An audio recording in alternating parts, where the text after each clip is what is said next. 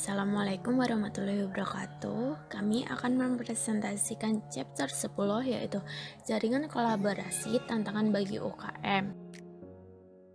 Kami dari kelompok 10 yang beranggotakan 4 orang yaitu Diah Rismatiani, Nadila Dwi Octavia, Tika Agustina, dan Ayu Rasalia. Inovasi terbuka merupakan paradigma baru yang muncul untuk mengelola inovasi menurut Gasberg tahun 2003 dan Gassman tahun 2006. Usaha kecil menengah atau UKM mulai mengadopsi model inovasi terbuka untuk menciptakan produk dan layanan bernilai tambah. Untuk melakukan ini, mereka harus mengatur ulang struktur operasional mereka. Akibatnya, mereka harus membentuk jaringan perusahaan. Jaringan perusahaan adalah koalisi organisasi independen dengan kompetensi dan keterampilan yang saling melengkapi.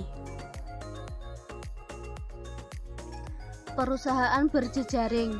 Secara tradisional, organisasi bersaing di rantai pasokan linear.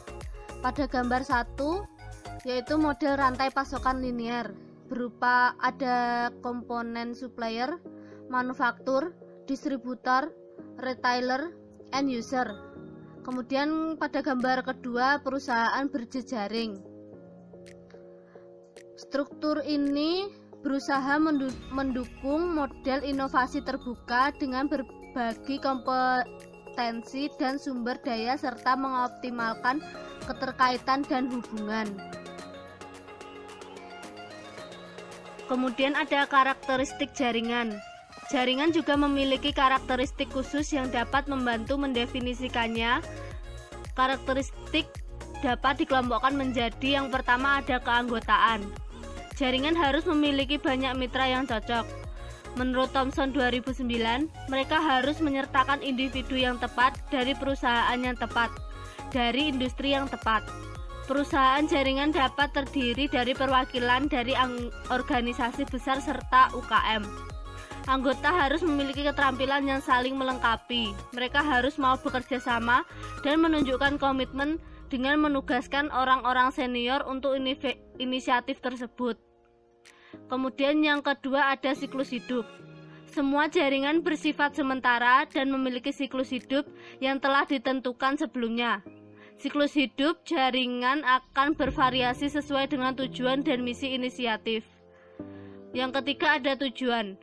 Agar jaringan menjadi efektif, mereka harus memiliki visi atau tujuan bersama dan tujuan yang dapat dicapai. Agar jaringan menjadi efektif, upaya peserta harus dengan jelas menghubungkan kembali ke tujuan strategis dan proposisi nilai organisasi. Yang keempat ada budaya. Kolaborasi adalah proses sukarela. Itu tidak dapat dipaksakan secara hierarkis atau dikontrol secara ketat. Menurut Miles et al. 2000, budaya berdasarkan keinginan untuk berbagi keterampilan dan informasi harus menggantikan budaya berbasis kontrol tradisional. Yang kelima ada nilai tambah. Distribusi risiko yang seimbang serta keuntungan dalam jaringan perusahaan diperlukan untuk kerjasama yang sukses. Agar jaringan dapat bertahan, beberapa nilai tambah harus dicapai dan dirasakan. Yang keenam ada teknologi digital. Anggota dalam jaringan bekerja di ruang virtual. Jaringan terdiri dari rekan kerja yang terhubung secara geografis dan organisasi melalui teknologi digital. Untuk selanjutnya, berbagai pengetahuan tentang bagi UKM. Berbagai pengetahuan yang efektif adalah pusat keberhasilan jaringan kolaboratif. Pentingnya berbagai pengetahuan secara strategis telah didokumentasikan dengan baik dalam literatur. Mordin 2006, Blok 2005, Karnier 2002, Rapi 2001. Selanjutnya, solusi dan rekomendasi. Ada banyak faktor yang mempengaruhi keberhasilan berbagai pengetahuan dan kolaborasi di UKM. Namun, proses sistem dapat memiliki dampak signifikan pada kolaborasi. Berikut adalah beberapa faktor penentu keberhasilan yang paling tepat dan relevan diperkenalkan. Yang pertama, ada tujuan. Kedua, kepemimpinan. Ketiga, ukuran. Keempat, komposisi. Kelima, kepemilikan. Keenam, akuntabilitas. Ketujuh, kepercayaan. Kedelapan, pemberdayaan. Kesembilan, sumber daya dan akhirnya. Dan yang terakhir, ke-10 yaitu komunikasi. Kesimpulannya adalah kami mengalami distorsi besar di pasar. Persaingan semakin ketat. Hal ini semakin sulit bagi perusahaan pada umumnya dan usaha kecil menengah atau UKM pada khususnya untuk mendapatkan dan mempertahankan keunggulan kompetitif.